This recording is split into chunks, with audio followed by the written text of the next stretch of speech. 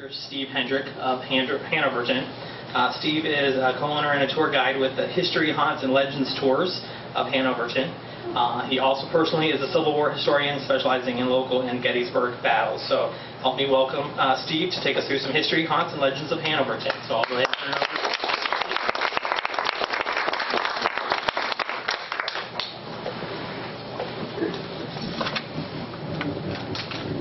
All right, thank you. Try to get used to this.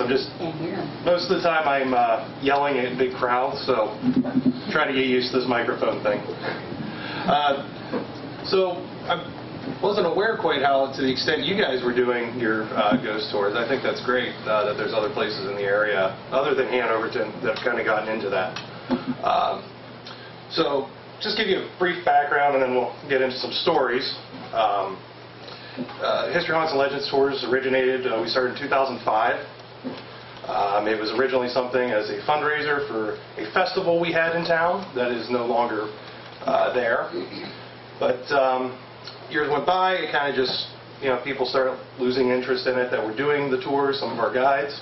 So we decided, well, we'll just put it down. And, well, we kept getting phone calls. So decided, well, we'll just start doing them on our own. So that's how kind of History, Haunts, and Legends Tours was born.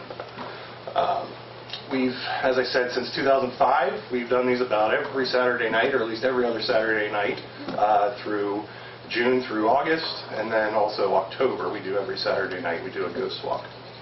Our walks are just basic walking tours. We start with the Spread Eagle Tavern. I'm sure some of you are familiar with that.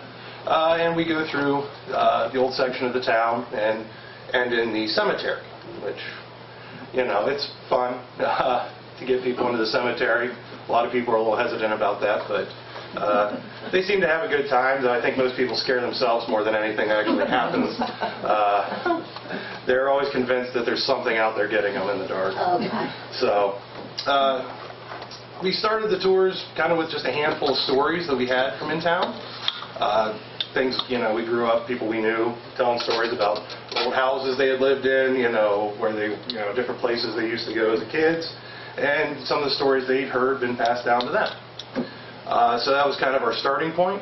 And when we started, people were very skeptical about, nobody's going to go on a walking tour of Hanoverton to hear some people tell some stories. Well, several thousand people later, I'd say there's some people that are interested. One of our key things that we've always stressed with our tours is these are, again, stories that we've been told. And since we've been doing it, we've kind of become more well-known. People are a little more comfortable coming up to us and being like, let me tell you about something that happened to me when I lived here or when I worked here. So we've added to a lot of stories to what we have. It's just something that's been growing bit by bit every year. So it's hopefully something that'll keep growing for some years yet. We do add a lot of history into our tours. So it's not just ghost stories. We tell a lot of history of the town, some of the things that happen in the surrounding area. It's something that adds, there's people come for the ghost stories, but a lot of people like to hear the history as well. It's not just, telling about, footsteps in the middle of the night and doors slamming on their own. But we have those as well. I'm just going to run through a few of some of our ghost stories. I don't know if anybody's ever been on one of our walks. I know a few people said they had. But the Spread Eagle Tavern, a lot of things happened there. It was built in 1837, so it's coming up on 200 years pretty fast.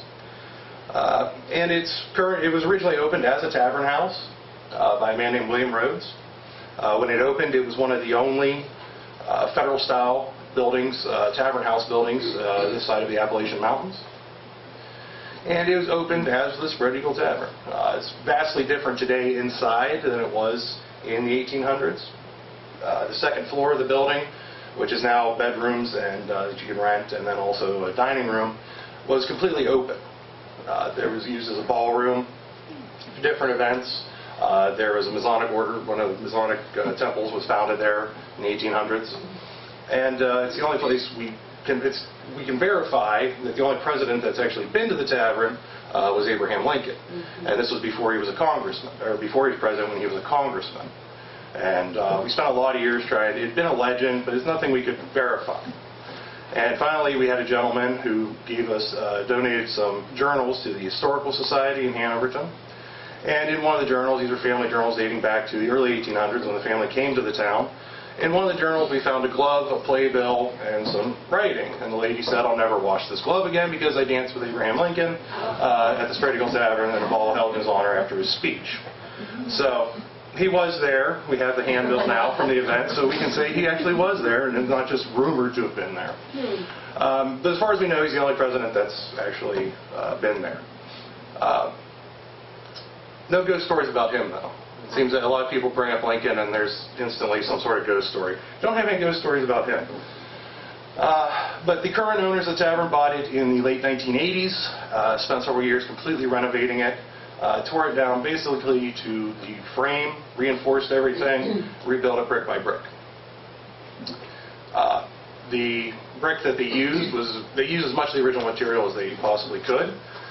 Brick that material they weren't able to reuse. They actually brought in brick from another period home that was being torn down at the time and used that. So even if it's not original in the tavern, it still dates to the early 1800s. Excuse me.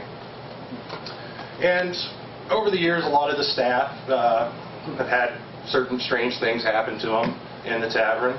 I worked there for a few years, some years back, and yeah, it's a very spooky place at night. You know, it's an old building, it creaks, there's, you know, noises, there's drafts, but, you know, there's some other things that, if you work there long enough, you just kind of, you know, don't think about it. You know, why'd my keys just move? I'm not going to worry about it. So, we've heard a lot of things from the staff, but some of the most interesting things from people that have actually stayed at the tavern overnight. Unique thing about the tavern, once you're there, and if there's no other guests, so you're the only guest for the evening that's staying overnight, the staff leaves about 11 o'clock. They give you security codes and stuff to get in and out so you don't set off the alarm. But you're there by yourself. So a lot of people aren't aware of this. So they'll complain the next day to the you know, the manager the next day. And people above us were being really loud. They were having a party till all hours of the morning, walking around, banging on things. It's just ridiculous. The manager will say very politely, "Well, I'm very sorry about that. Well, you know, I'll try to make something, you know, something right." But, you know, never tells them a lot of times that, yeah, there's nobody else here, so whatever you're hearing. Yeah, that's a very common thing. There was a gentleman several years ago that stayed during the week. Usually on the weekends it's pretty full, but during the week it's usually pretty dead.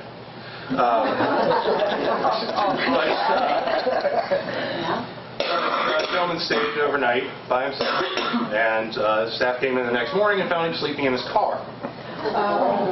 He refused to go back into the tavern. He had left some things in the room. They had to send one of the busboys up to collect it all, bring his bill out to him, hand it through the window to him. He wasn't stepping foot back inside the tavern. Never really said what happened, but we can infer from some of the other events that have occurred. People have told us very common things that people have witnessed there in the tavern is in the Jefferson bedroom, which there was a young lady who sadly took her own life in that room in the early 1900s.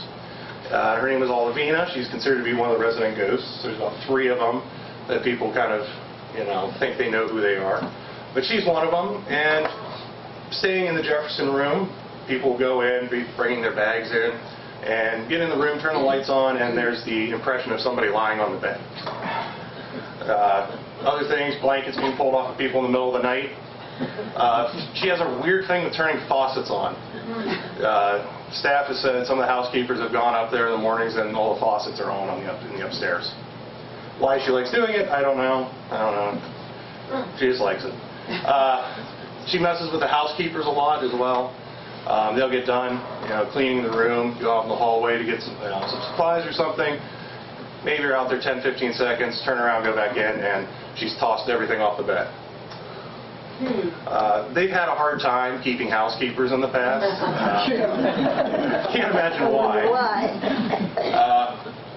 So those are some of the things that happened with her. Also knocking on the door in the middle of the night, footsteps, typical things you hear about ghost stories.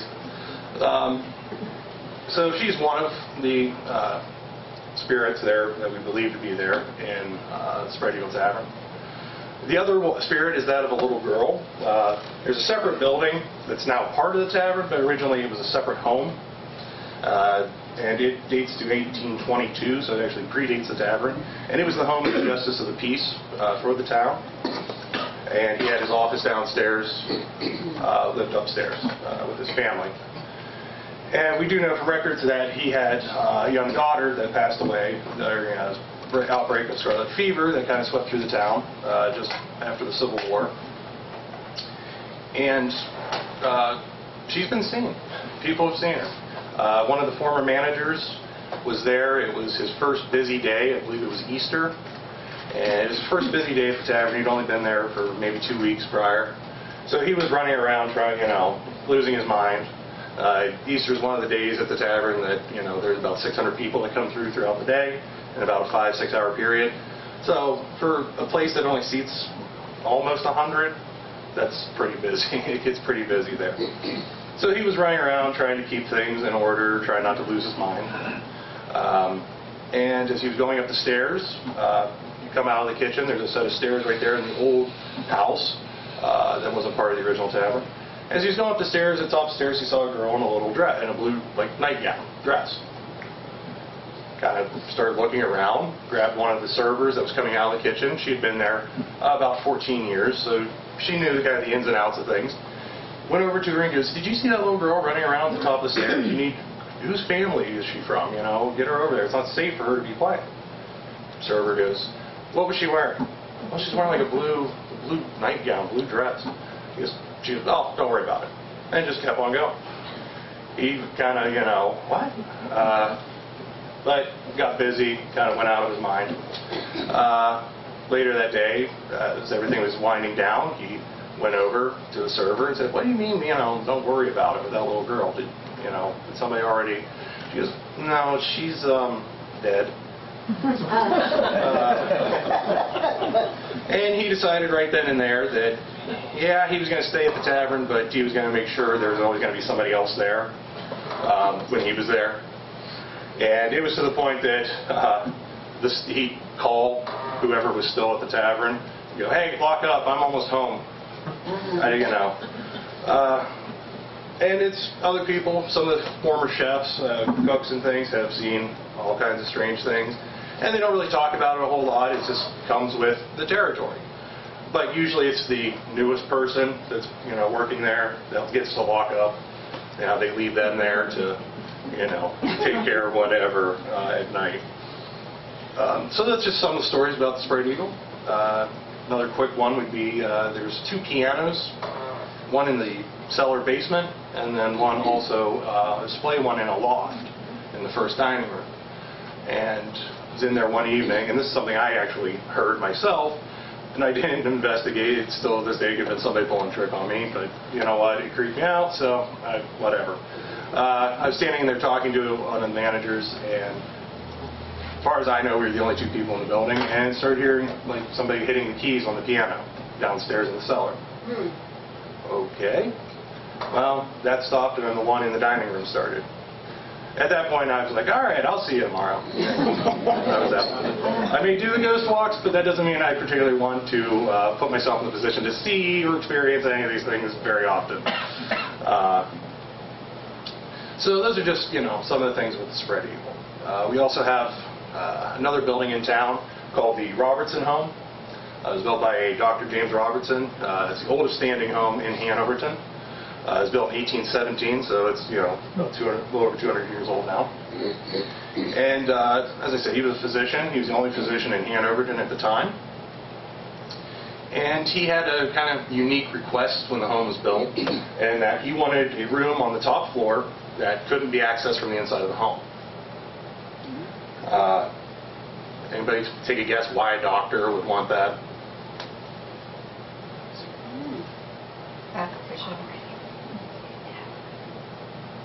Secrets Yeah, she was right though. I heard cadavers operate. Yeah, he was performing autopsies in the room. Autopsies were illegal in the United States in the early 1800s. So, you know, medicine at the time was, as I'm sure a lot of you know, pretty terrible. And, you know, doctors didn't have, you know, especially out here in the early 1800s, when I had great access to any medical books coming out of, say, England or France at the time. So they were kind of off to their own devices. So to be a better doctor, he'd perform these autopsies. And the autopsy table he used actually still exists. Spread Eagle has it. Has anybody ever been there to eat for like a big party? Sat at a big long table? It's not in the main tavern. It's actually not. They don't serve guests off of it usually. It's actually, there's a separate home on the property called the Hanover House that you can rent, and they rent it out for a lot of weddings. Things of that nature. And it's in there. You walk in the door, right to your left, there's the autopsy table. I think they have a television set sitting on it now. Maybe a tablecloth. But it is the autopsy table. And I've seen it used as a cake table at weddings, buffet table for different meetings. It's been washed once or twice. You know, germs would be dead, but it's fine. It's been a lot of years. So it still exists. And it's just one of, you know, those things that you tell people, oh, there's an autopsy table. You know, we do bus tours as well around the tavern. We actually did one this morning. And you tell people, oh, there's an autopsy table. See if you can figure out which one it is. And it never fails that there's going to be 3 or 4 people leaning on it. And that's where you go, hey, by the way, that's the autopsy table. People can move. I tell you what, you know, people can move. So Dr. Robertson performed these autopsies, but then as the years went by and he started getting a bit older, he started using it to hide slaves on the Underground Railroad. We had several stops in several places in Hanoverton that we know were used to hide runaway slaves.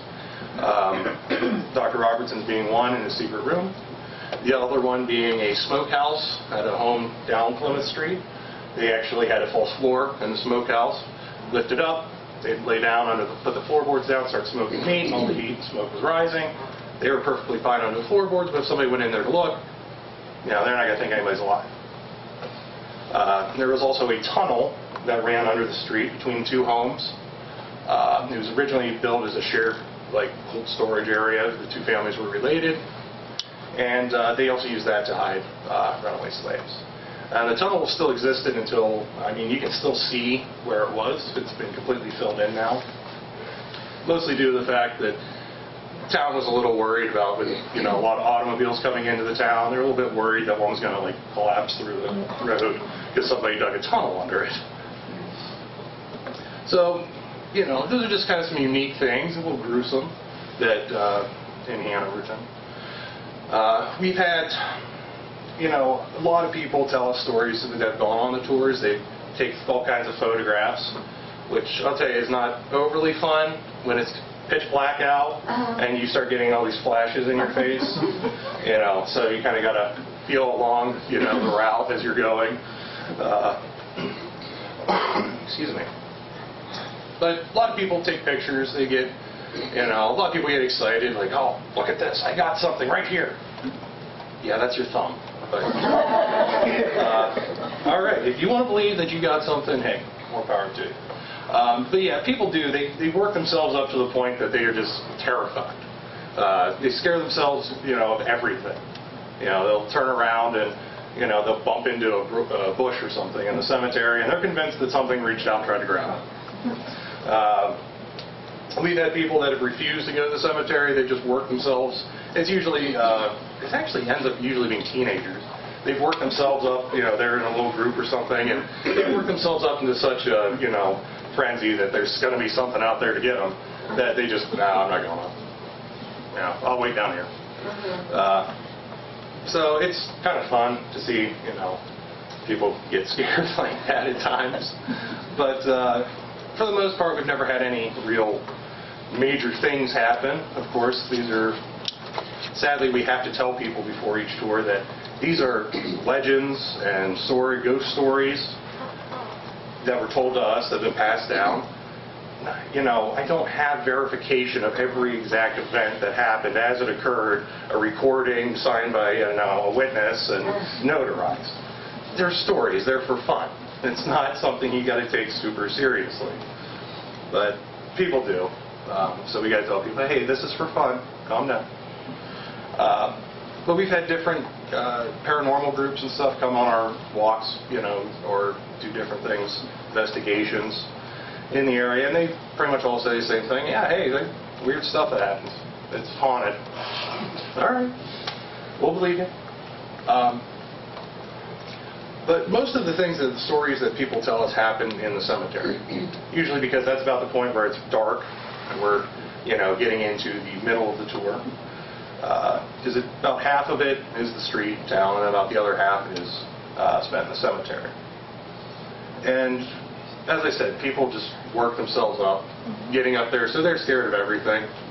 And again, with the taking pictures of everything, every little shadow is, 100 ghosts. There's a face in every tree they take a picture of.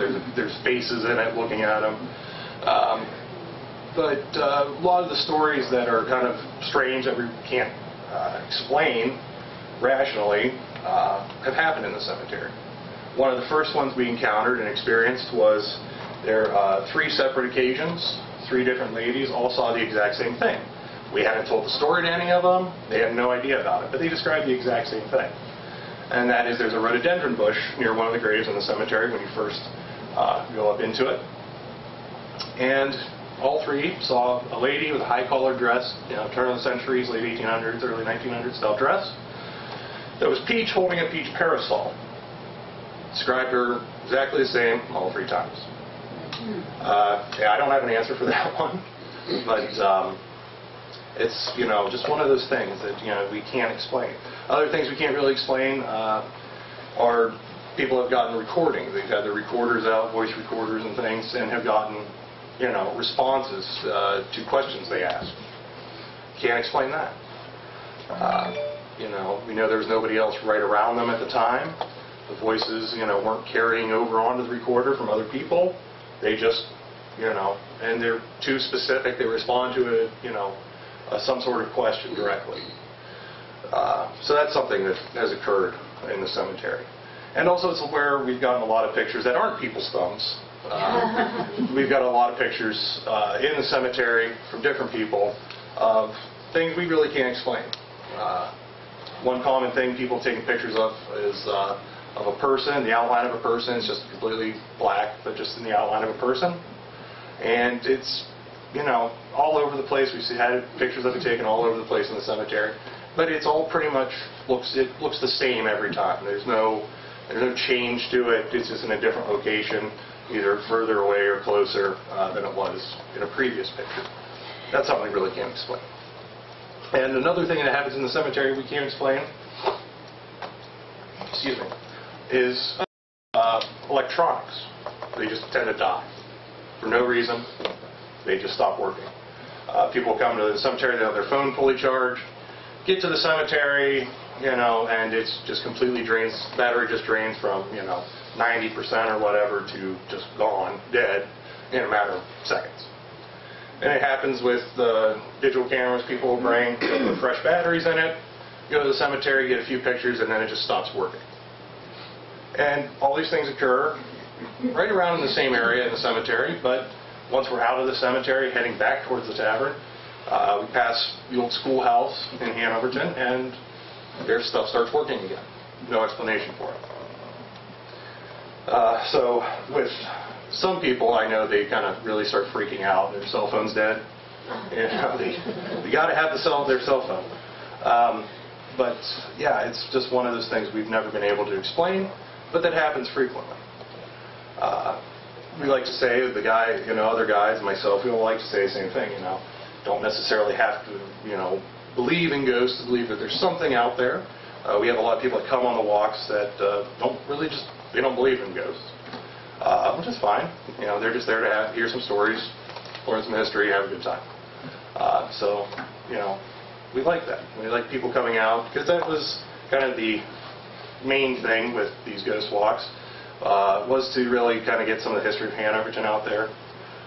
just luring people in under the guise of ghost stories and we're going to scare them, but they actually walk away with a history lesson, so it works out.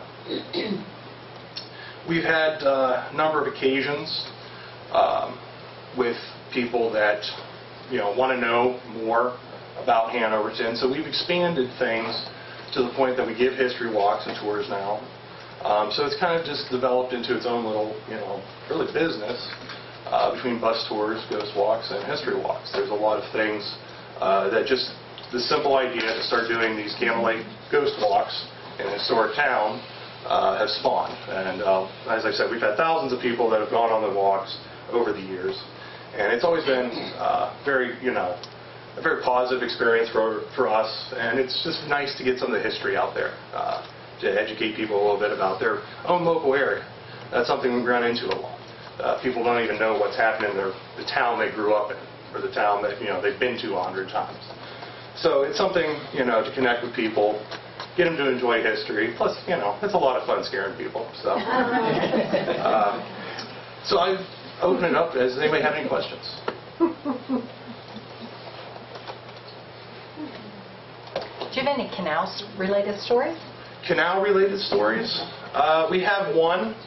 It isn't really in Hanoverton. It takes actually outside of Hanoverton. As you don't know, there's the Sandy Beaver Canal that runs through Hanoverton. Hanoverton was a canal town.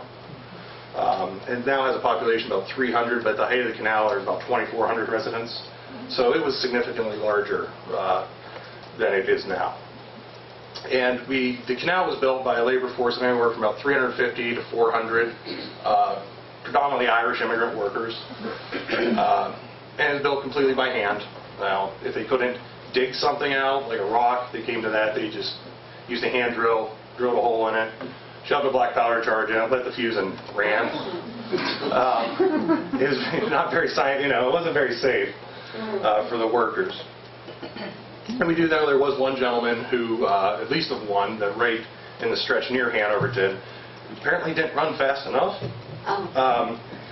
And the section where this happened, where this occurred, is now on a farm that these folks own. And they've had several different experiences over the years. Their kids have seen it. Of a light that kind of hovers around over where the canal was. It's really just a ravine in a lot of places now. Where it was, it hovers around in that spot where they had done where they had globed some of the rock away for the canal. And they've seen that light, a number of times. Their kids have seen it. They've seen it all in the past, probably since they own the property, so probably about 40 years now. But that's really the only story we have about the canal. And they've even tried to take pictures of the light and things, and they've never been able to figure it out. Never been able to find out what it is. So yeah, that's our only real canal story. Does anybody else have any questions? Does any of the other houses, like along, all those brick houses, have a story? Any other ones? Oh yes, we have a lot of stories. We have stories for just about every house there, because somebody at some point, oh, my family used to live here, or I lived here when I was a kid, or this is a story my friend told me because they lived here. So we have lots of stories, for a lot of the buildings. Did your dad used to take people on those ghost walks? Yeah, he did. Yeah. And your mom? Yeah. Huh. Yeah. My dad used to do the cemetery part. Yeah. That was good time. Yeah. So you've been on the walk, I think. Yeah. I'm glad you enjoyed it. I did. Everybody should go, and then the Hanoverton people should come up here. Yeah. Well, the Hanoverton people consist of like me and 2 other people. So. Wouldn't exactly show you out.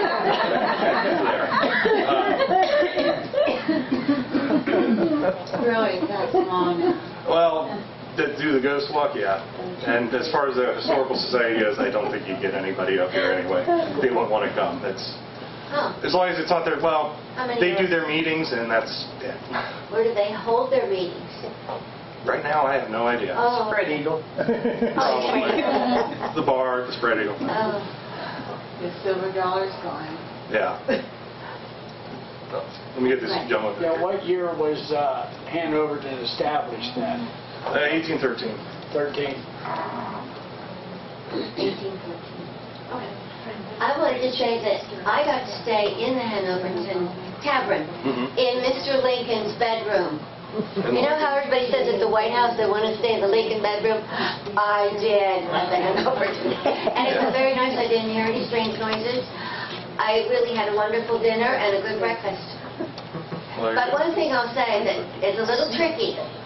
Your sidewalks are not completely flat. They're up and down. And did anybody ever have an accident walking on those sidewalks? We haven't had anybody yet. We kind of keep people off the sidewalk. Oh, okay.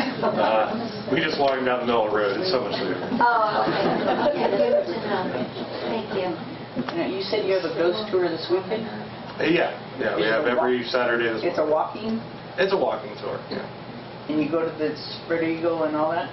Yeah, we do the outside of the building. We don't go into any of the buildings for the ghost walks, especially Well, how do you Spread see Eagle. ghosts then? Oh, take pictures of the windows. I don't know. But yeah, we do the outside of the buildings and then up to the cemetery. You go in the cemetery? Yeah.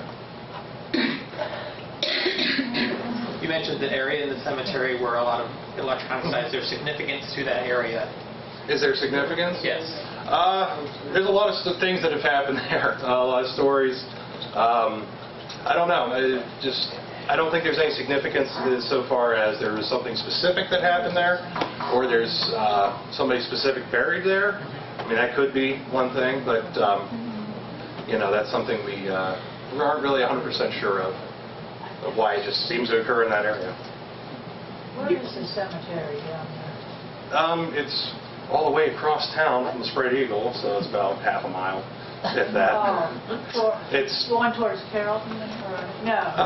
no, it's basically if you were standing on Plymouth Street in front of the tavern, like facing it, you just turned completely around. Okay. The cemetery would be just, you follow one of those roads right, that kind of lead off Plymouth Street, and it goes right across up into the cemetery. Oh, I've never heard. I've never been there. Any stories of the schoolhouse?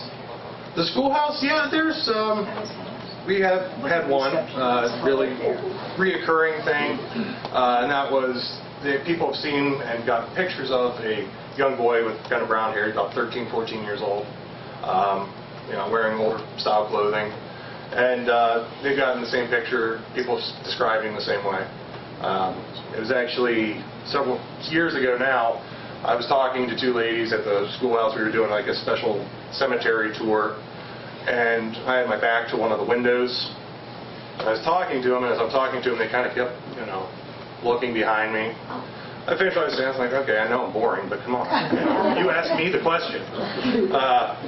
So they kept looking at the window behind me, and I just kind of walked away. I was done talking to them, and they go, do you have people in costume? I go, sometimes we do, yeah. Tonight? No. Anybody in there, inside the schoolhouse? I go, no, it's closed. It's closed for renovations. I don't think there's been anybody in there in some time.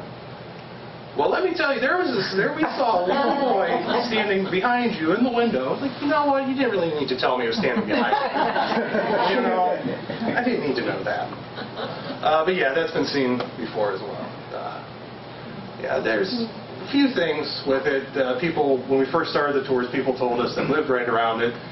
There was an old fire escape that came down the back of the schoolhouse, and it was, I think I'd rather just jump out a window if something was on fire than try to risk going down it. But it wasn't even attached to the wall very well, so you could hear if somebody was going up it, you could hear it like creaking and hitting the side of the building. And people that lived right around there said, late at night, they've heard that at different times. And they've looked out, and there's a security light right over it.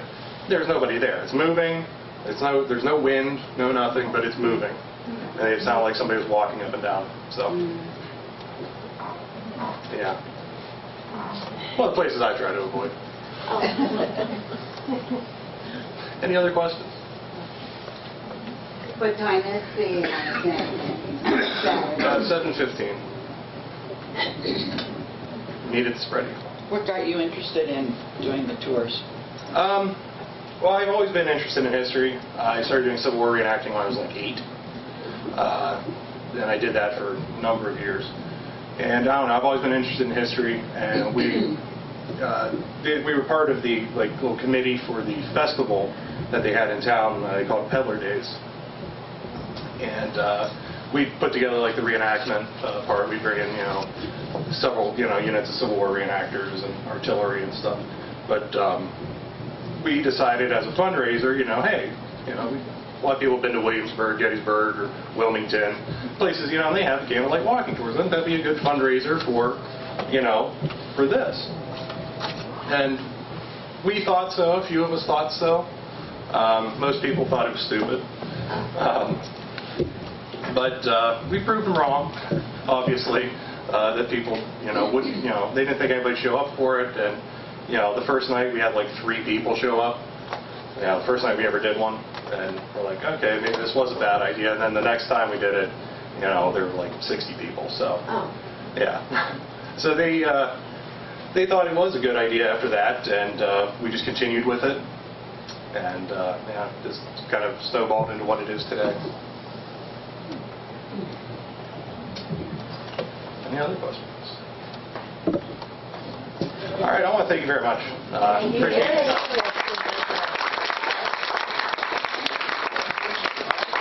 And help yourself to the refreshment. So again, thanks, Steve. Appreciate it. Oh, yes.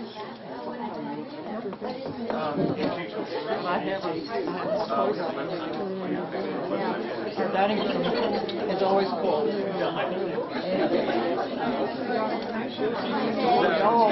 all wear a jacket to go eat.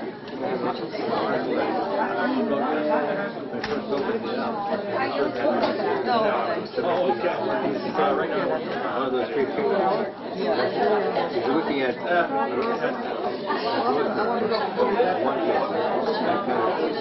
Oh, yeah. we'll do it for you. Nice to see you. We'll have to live as long as you can. About 2 days. Yeah. I'm ready. I don't mind. I don't mind working. I don't either. I just we were working last night. We were lights.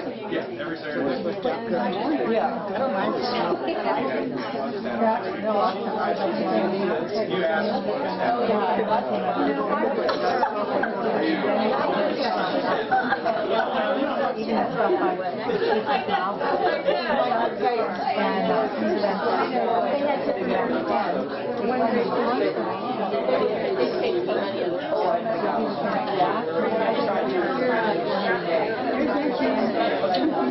And